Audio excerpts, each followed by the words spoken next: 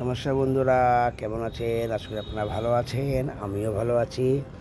এটা যদিও অনেক লেট পোস্ট করলাম আমি। এটা গতকাল গণেশ পুজো উপলক্ষে আমার যে বন্ধুর যে বাড়িতে পুজো হয়েছে তারা ছাদে খাওয়া দাওয়ার ব্যবস্থাটা করেছিল এবং আমাদের আবাসনে যত যা প্রোগ্রাম হয় সব কিছুই আমাদের ছাদেই সব কিছু করা হয়। তো সেক্ষেত্রে এটাও ছাদেই অনুষ্ঠানটা করা হয়েছে আমাদের রাতের খাওয়া দাওয়াটা প্রসাদ হিসাবে। তো দেখুন সবাই খাওয়া দাওয়া করছে, পরিবেশন করছে, ঘামে পুরো একদম ভিজে গেছে।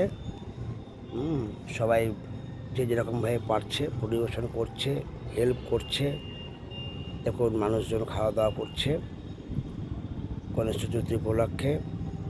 এই হচ্ছে আমাদের শতাব্দী। হাই শতাব্দী, সুন্দর বাচ্চাটা কোলে বাচ্চাটাকে নিয়ে আছে, খুব সুন্দর মিষ্টি দেখতে বাচ্চাটা। দেখুন আমাদের সরো, ওরে বা ক্যামেরা দেখে সঙ্গে সঙ্গে প্রস্তুতি নিয়ে নিয়েছে। হ্যাঁ, নিয়ে ফেলো তাড়াতাড়ি করে হাতের মধ্যে।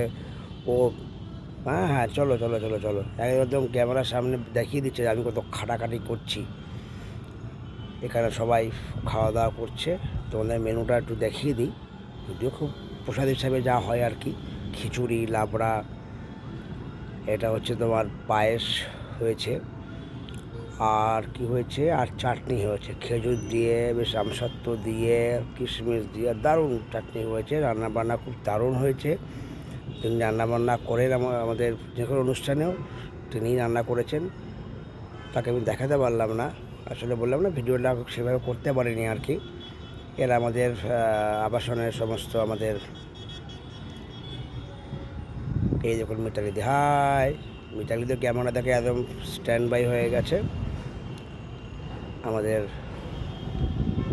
খাওয়া দাওয়া চলছে। এটা অনেকটা রাতেই করা হয়েছে, যার জন্য অতটা ফাঁকা ফাঁকাই লাগছে। এই হচ্ছে আমার বন্ধু সুজিত, যার বাড়িতে পুজোটা হয়েছে। ও একদম হাতে হাত লাগিয়ে পরিবেশন করছে। তো যাই হোক, এটা ছোট্ট একটা প্রয়াস আপনাদের সামনে তুলে ধরলাম। ভিডিওটা যদি আপনাদের ভালো লাগে তাহলে লাইক, কমেন্ট, শেয়ার এবং ফলো করে দেবেন। আর আমি নেক্সট ভিডিওতে আপনাদের সঙ্গে আবার দেখা হবে। টাটা, ভালো থাকবেন, সুস্থ থাকবেন।